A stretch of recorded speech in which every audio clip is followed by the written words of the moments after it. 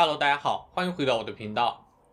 被特斯拉创始人马斯克用于直播后，诞生未满1年的语音社交平台 Clubhouse 迅速在全球窜红。数据显示，2月7日 Clubhouse 在德国、意大利、日本、中国香港和中国台湾等地区都已登顶，成为当天苹果商店下载量第1的移动应用。而在1月初，这款应用在各大市场的排名还普遍在500名以外。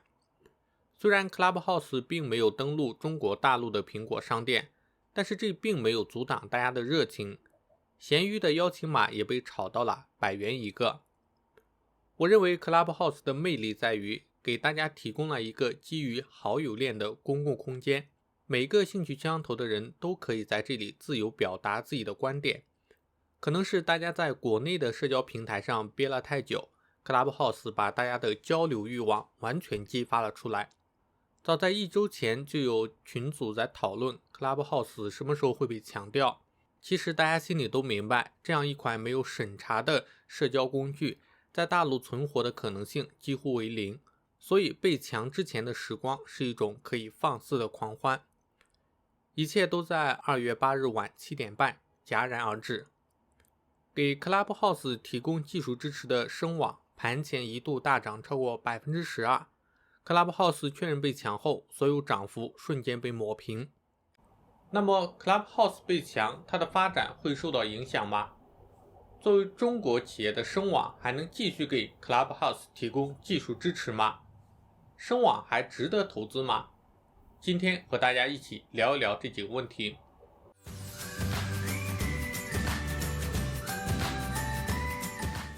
疫情之下，大家都困在家中，有更多的时间参加线上社交。Clubhouse 的走红是否只是昙花一现？其实疫情只是一个触发点，语音赛道经过多年的沉淀，已达到一个临界点，正在吸引巨头入局。Clubhouse 发布于2020年3月，直到2020年7月都只有2名全职员工，就是联合创始人保罗·戴维逊和洛汉·塞斯。根据领英页面，2人本科和硕士均就读于斯坦福大学，曾在谷歌工作。根据 Clubhouse 的官网博客，2人在2011年就已经相识，但直到2019年下半年才决定一起在旧金山创业，做一款语音社交应用。在 Clubhouse， 用户可设立或者进入各种房间，用语音实时讨论政治、艺术、体育等各类话题，寻找与自己有相同爱好的人。2021年1月 Clubhouse 宣布用户数达到200万，并从硅谷获得1亿美元的 B 轮融资，估值达到10亿美元，成为又一只硅谷独角兽。1月24日，戴维逊和塞斯2个人在官方博客中写道：我们的目标是打造一种更人性化的社交体验，在这里你可以和其他人聚集在一起聊天，而不是发帖。但真正让 Clubhouse 进入大众视野的是特斯拉的创始人埃隆·马斯克2月1日在 Clubhouse 上做的一场语音分享，吸引了约5000名听众，并在视频平台 YouTube 上直播。最新加入这一平台的是 Facebook 的创始人马克·扎克伯格，于2月5日注册 Clubhouse， 并在2月6日参与了一场线上讨论。Clubhouse 称他们目前正在大规模招聘，一方面是启动安卓版本的开发，要在2021年对所有用户开放；二是资助平台上的创作者，将允许用户打赏和付费订阅；三是提升算法，确保推送的房间更加精准。语音社交并不是一个新的赛道，早在2005年欢聚时代就推出过 YY 语音，供游戏玩家实时交流。但随着直播兴起， YY 转向视频直播，没有在语音的方向上继续走下去。YY 语音首席技术官赵斌于2014年离职，创办了声网，为新东方、陌陌、好未来等在线教育、游戏电竞、金融、医疗类企业提供语音通话、直播、实时录制等技术方案。Clubhouse 使用的正是声网的技术。近期声网的股价已经从1月19日的 39.07 美元暴涨至2月5日的99美元，涨幅高达 153.39%。语音这个赛道之前一直不温不火，尽管视频的制作门槛更高，消费者却更乐意接受。但最近半年，随着短视频的机会变少，无论是创作者还是运营者，都希望找一个新的平台和方向。而一部分消费者也希望减少看屏幕的时间。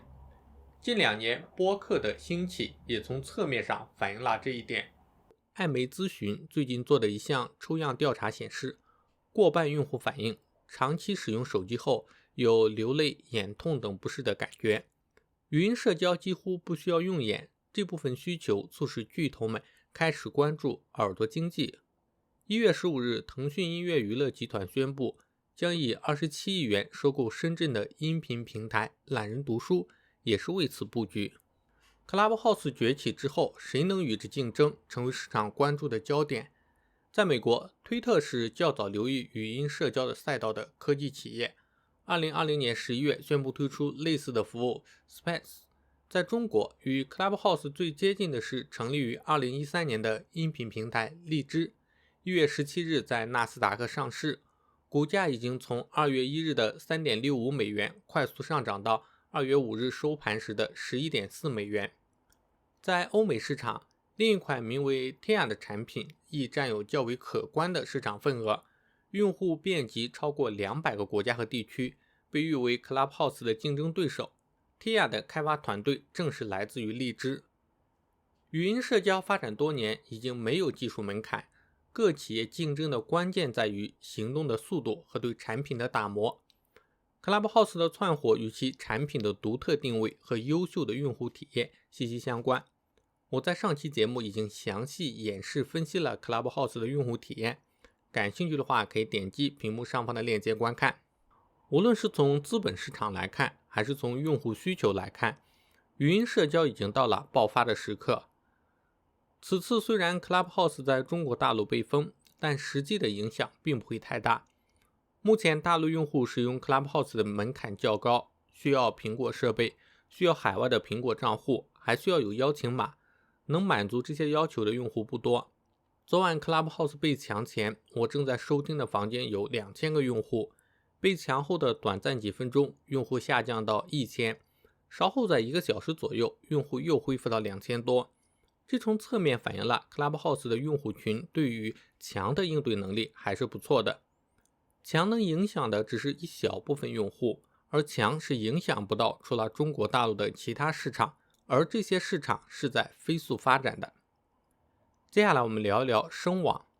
Clubhouse、 荔枝、 Tia 包括新东方、陌陌、好未来等这些独角兽公司背后的服务商都是声网。2020年7月，声网在纳斯达克上市，上市当日开盘价格暴涨 152.5%。2020年声网实时音频分钟数月均用量超过400亿分钟，累计实时音视频分钟数超过1万亿分钟。而在声网上市时公开的数据显示，其已服务超过100个国家和地区的用户。疫情期间，新东方通过声网的服务，把新东方80多个分校和子机构上百万线下师生7天内搬到了线上。声网创始人 CEO 赵斌在2020年2月曾在其微信朋友圈发文称，声网在此次疫情流量的冲击中扛住了压力，续写了成立6年以来无全网事故的记录。声网在技术上甚至 PK 掉了一些大厂，能够接得住一些其他厂商接不住的流量。有人担心声网作为一个中国企业，会不会威胁到 Clubhouse 的数据安全，或者因为 Clubhouse 被封而不能为其提供服务。首先，声网只是一个技术提供商， Clubhouse 所有的用户数据都储存在自己的服务器上，声网本身是无法读取的，更谈不上能获取到 Clubhouse 的用户数据。其次，国内政府是鼓励企业出海发展的，之前 TikTok、 快手等内容企业到海外发展都没有受到监管制约，声网作为技术服务商也没有理由被强行断绝和 Clubhouse 的合作。所以我个人认为，声网的发展不会因为此次 Clubhouse 被强而被放缓，相反，声网会因为此次事件获得更多的关注。感谢大家花费宝贵的时间观看我的视频。如果你有什么想法，欢迎在视频下方留言，我看到会第一时间回复大家。也欢迎大家点赞订阅，我们下期再见。